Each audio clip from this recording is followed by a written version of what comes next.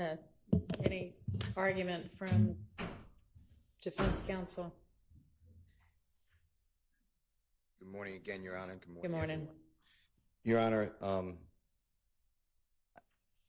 prosecutor just stated that there was an objection when Mr. Sprinkle was going through jail calls in which are pertinent, and I believe that we can just get there.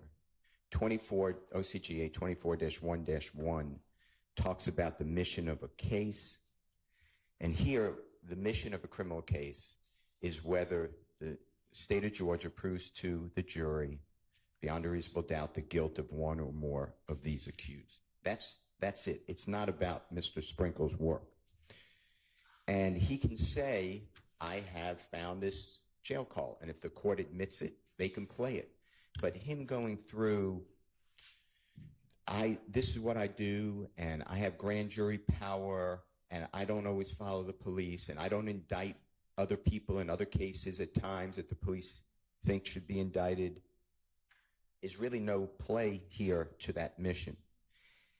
The prosecution's attack or statement or justification maybe would be the right word that, I'll just say me, but have raised the defense that the police targeted Mr. Williams. I stand by that. It came out in evidence. Just for instance, when this honorable court was here, it came out in other factions of the case before this honorable court graced the bench in this case. But Mr. Copeland's statement, which was admitted over objection on June 10th, 2015, he's with prosecutors, not prosecutors, police officers, and they specifically say, we don't want Shannon.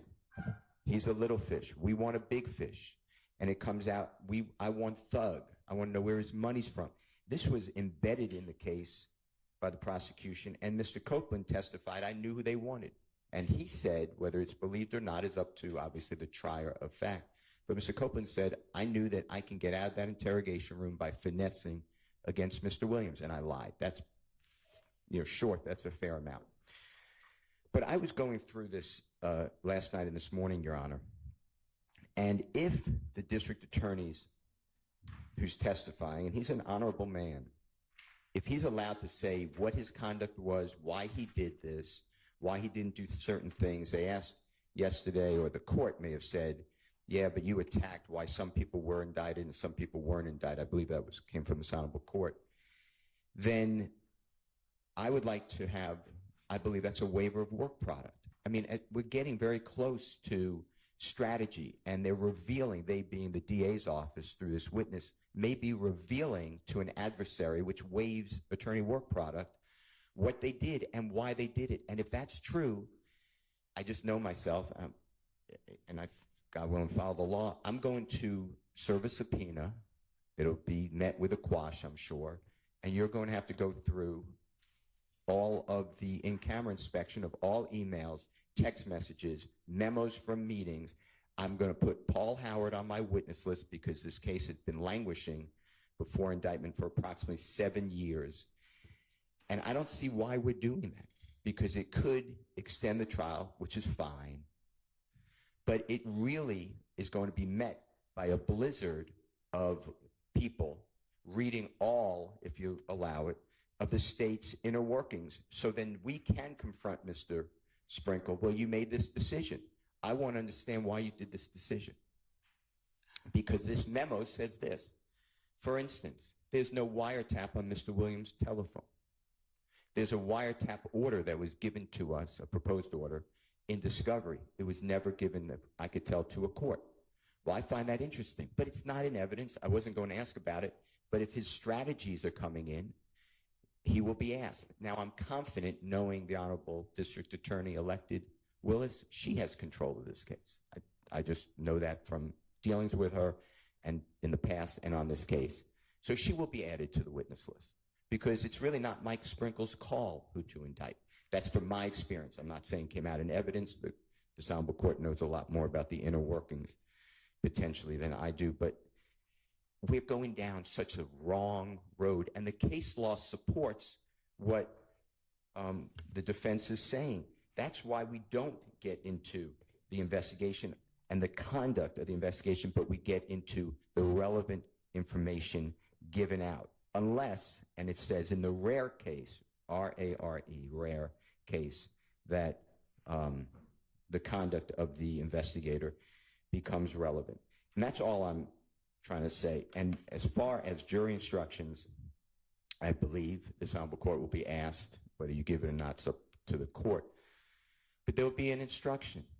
The fact that it's a party to a crime, and we have a conspiracy, so I believe it's coming. The fact that others have not been charged, are given immunity, are beyond prosecution, were prosecuted, or been acquitted is irrelevant. In the indictment itself, it states that the grand jury does hereby charge and accuse the following 28 people. And it says, and there are others known and unknown who are co-conspirators. So there's no issue on who did you charge. Those are specific strategic decisions made by the Honorable Fani Willis et al., her office. So I am going to object to DA Sprinkle. I do believe that the state of Georgia was attempting to, probably did, say what a great job they do by reviewing all these cases and not letting an indictment go out, which may be true. That's how it should be. That's what we demand of our prosecutors, but it doesn't really come into this case. So I stand on our objections for the cases I gave last night. Okay. Yes.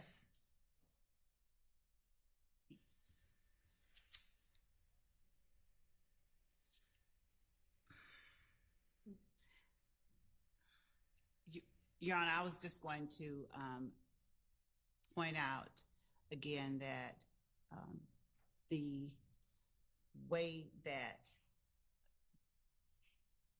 the questions have been tailored have been in order for the jury to be allowed to see what experience Mr. Sprinkle has, what his standard operating procedure is, and to show the method and procedure by which he obtained the information that he will present to the jury. All right, well, I gave instructions yesterday, and those instructions still apply. So, are we ready? I know the jury's ready.